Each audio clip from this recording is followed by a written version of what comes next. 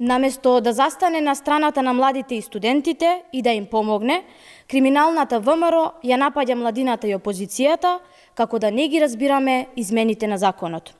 Ова не е ништо ново за ВМРО ОКГ, на која приоритети се криминалните тендери, а не студентите кои се двигатели на иднината на државата.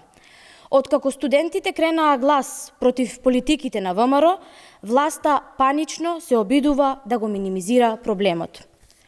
Со бирократски фрази и празни оправдувања за наводна подобра прераспределба на стипендиите и потребите на пазарот на трудот, ВМРО сака да го прикаже кратењето на стипендиите како наводна реформа и грижа за младите.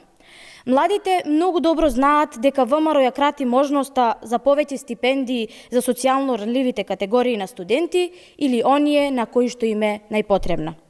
Од вкупниот број на стипендии, како до сегашните 49%, сега 40% ќе бидат за студентите од социјално ранливи категории.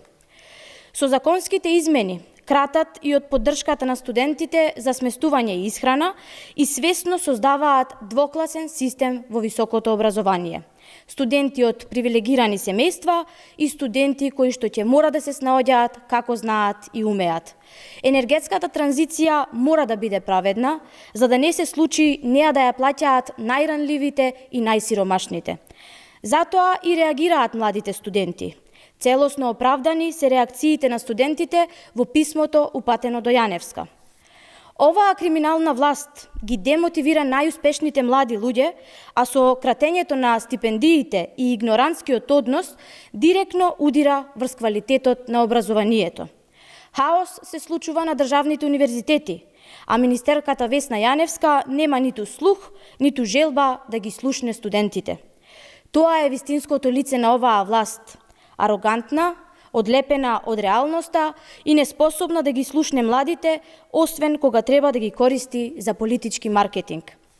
И точно како што велат студентите во писмото до Јаневска, оваа власт ги уништува студентските соништа, го деградира високото образование и го поттикнува иселувањето на младите од оваа држава. Социјалдемократската младина на Македонија ќе продолжи гласно да се бори за достоинствен студентски стандард, за еднакви услови и вистинска поддршка за младите. Нема да дозволиме оваа криминална и расипничка власт да ни ја одземе и последната надеж за достоинствен живот во нашата татковина.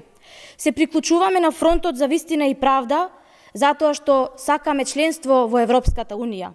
Тоа за нас младите и за студентите значи еднакви услови и вистинска поддршка.